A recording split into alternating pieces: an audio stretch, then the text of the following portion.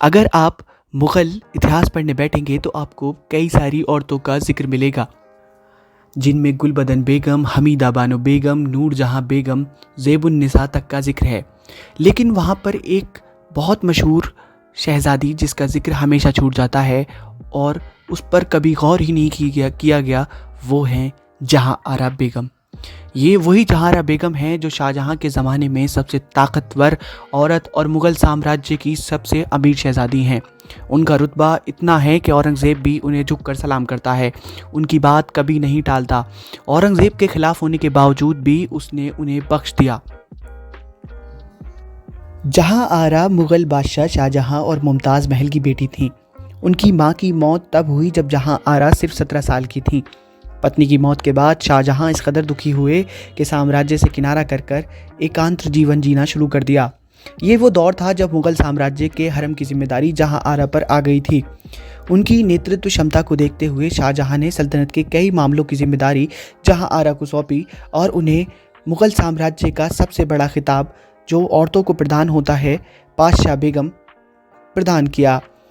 यही वो समय था जब मुग़लों को सबसे शक्तिशाली महिला बनने के सफ़र में नींव पड़ी।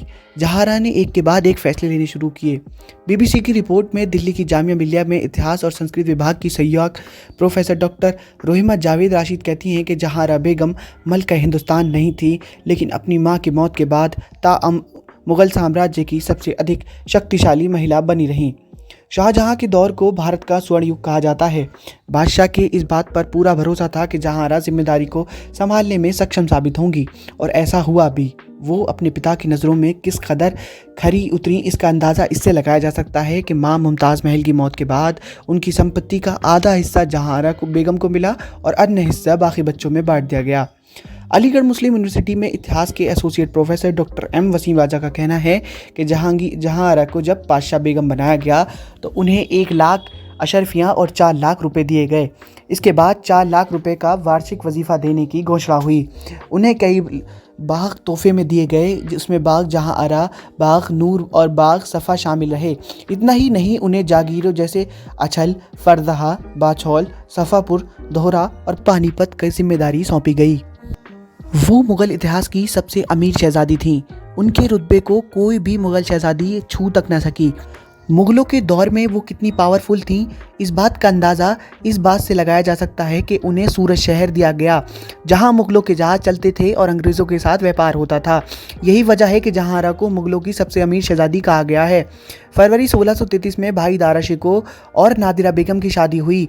ये मुग़ल इतिहास की सबसे महंगी शादी थी। इस शादी में 32 लाख रुपए खर्च हुए थे। इसमें से आधी यानी कि 16 लाख रुपए सिर्फ जहांआरा ने दिए थे। सबसे अमीर और ताकतवर शहज़ादी होने के बाद भी जहांआरा ताउम्र कुंवारी रहीं।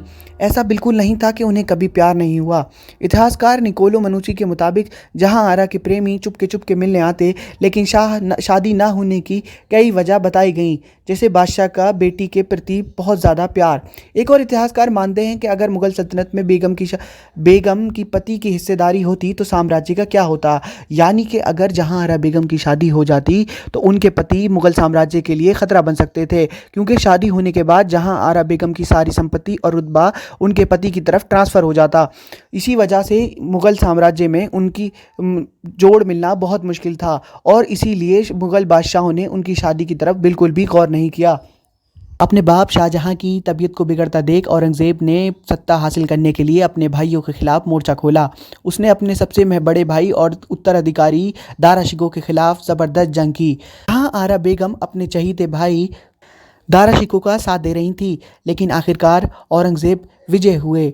मगर औरंगज़ेब जहांआरा बेगम की बहुत ज़्यादा इज़्ज़त करते थे, यहाँ तक कि जब अपने भाइयों की आंखें फुड़वाना और कत्ल करना और बाप को कैद करने के बावजूद भी उन्होंने उनका मर्तबा यानी कि जहांआरा बेगम का मर्तबा बरकरार रखा। औरंगज़ेब उनकी बहुत ज़्यादा इज़्ज़त करते थे और उन्हें हमेशा सलाहकार के रूप में देखते थे। यही वजह रही कि वो हमेशा से मुग़ल इतिहास के पन्नों में सुनहरे लफ्ज़ों में लिखी गईं।